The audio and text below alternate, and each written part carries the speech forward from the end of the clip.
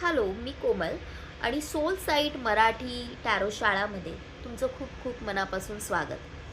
तर आपण आजपासून टॅरो कार्ड्स बघायला सुरुवात करतोय. सगळ्यात पहिले कुठलंही कार्ड शिकताना तुम्हाला त्या कार्डचा बेसिक अर्थ समजून घ्यायचा आहे, बेसिक इसेन्स समजून घ्यायचा आहे. तरच तुम्ही त्याला कोणत्याही एलिमेंटमध्ये टाकू शकता. एलिमेंट्स म्हणजे काय? तर एखादं कार्ड हे हे तुम्हाला करिअरसाठी पण येऊ शकतं, रिलेशनशिपसाठी पण येऊ शकतं, हेल्थसाठी पण येऊ शकतं. टोटल 78 कार्ड्स आहेत. प्रत्येक कार्डचा आपला आपला गाभा आहे. काही रिलेशनशिपसाठी बोलतं, काही करिअरसाठी बोलतात. पण जर एखादं करिअरवालं कार्ड रिलेशनशिपमध्ये आलं तर तुम्ही कसं बोलणार? कन्फ्युज्ड व्हाल ना. म्हणून त्याचा मेन अर्थ जेव्हा तुम्ही समजून घेता तेव्हा तुम्हाला हे कळतं की हे कार्ड मी प्रत्येक ॲस्पेक्टमध्ये मी सेमच प्रकारे यूज करते आहे. गायडन्स प्रत्येक ॲस्पेक्टमध्ये साधारण तेच सांगतो आहे. हे जेव्हा तुम्हाला समजेल टॅरो रीडिंग खूप इझीच आहे.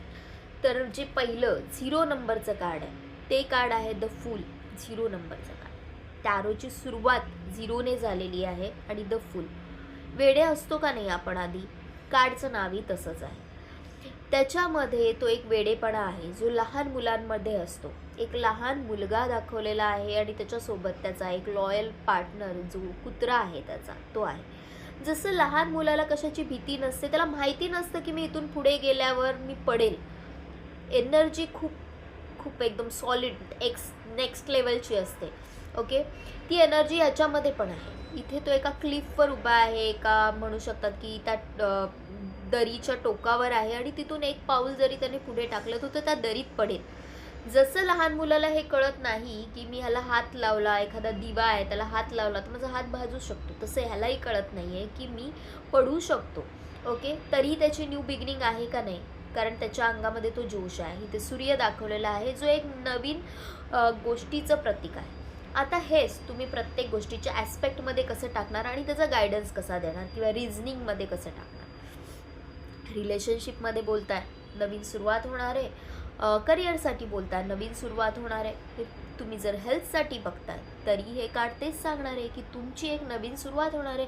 हेल्थ इश्यूज सॉल्व्ह होतील. तुम्ही जरा एनर्जेटिक राहा. तुम्ही एखाद्या लहान बाळाप्रमाणे स्वतःला पॅम्परिंग करा. अशा प्रकारे तुम्ही कार्डचा जर अर्थ गंभीरता समजून घेतला तर तुम्हाला सगळ्या ॲस्पेक्टमध्ये हे कार्ड टाकता येतं.